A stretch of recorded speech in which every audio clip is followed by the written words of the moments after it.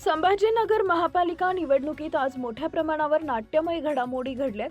अवघ्या 4 तासात तब्बल 554 उमेदवारांनी अर्ज मागे घेतले असून आता 115 जागांसाठी 859 उमेदवार निवडणुकीच्या रिंगणात उतरले आहेत.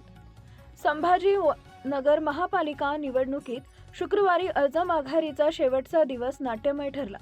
विशेषतः आज अपक्ष उमेदवार अर्ज मागे घेण्यासाठी चांगलेच भाव खात असल्याचे चित्र पाहायला मिळाले. दुपारी 3 वाजेपर्यंत मोठ्या प्रमाणात अपक्षांनी अर्ज मागे घेतले. दिवसभरात एकूण 554 उमेदवारांनी माघार घेतली असून 91 उमेदवारांनी निवडणूक रिंगण सोडलं आहे. सर्वाधिक 91 अपक्षांनी झोन क्रमांक 7 मध्ये अर्ज मागे घेतले तर सर्वात कमी झोन क्रमांक 1 मध्ये 31 उमेदवारांनी अर्ज माघार घेतली.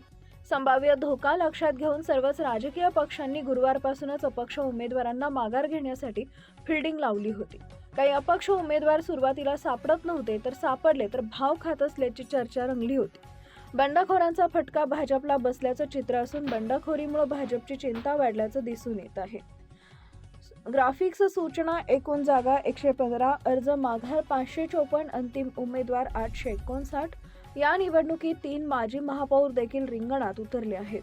शिंदे सेनेकडून माजी महापौर अनिता नंदकुमार घोडले आणि त्र्यंबक तुपे तर उद्धव सेनेकडून माजी महापौर रशीद मामू निवडणूक लढवत आहेत. फॅमिली पॉलिटिक्स पालकमंत्री संजय शिरसाट यांचे पुत्र सिद्धांत शिरसाट आणि कन्या हर्षदा शिरसाट हे बहीण भाऊ देखील निवडणूक रिंगणात आहेत. सिद्धांत शिरसाट हा प्रभाग क्रमांक 29 मधून तर हर्षदा शिरसाट प्रभाग 18 मधून निवडणूक लढवत आहे.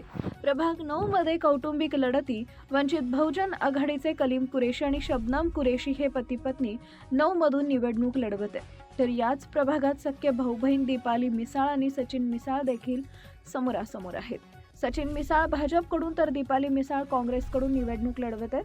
निवडणूक निर्णय अधिकारी यांच्या कार्यालयाबाहेर दिवसभर हा सारा राजकीय खेळ सुरू होता.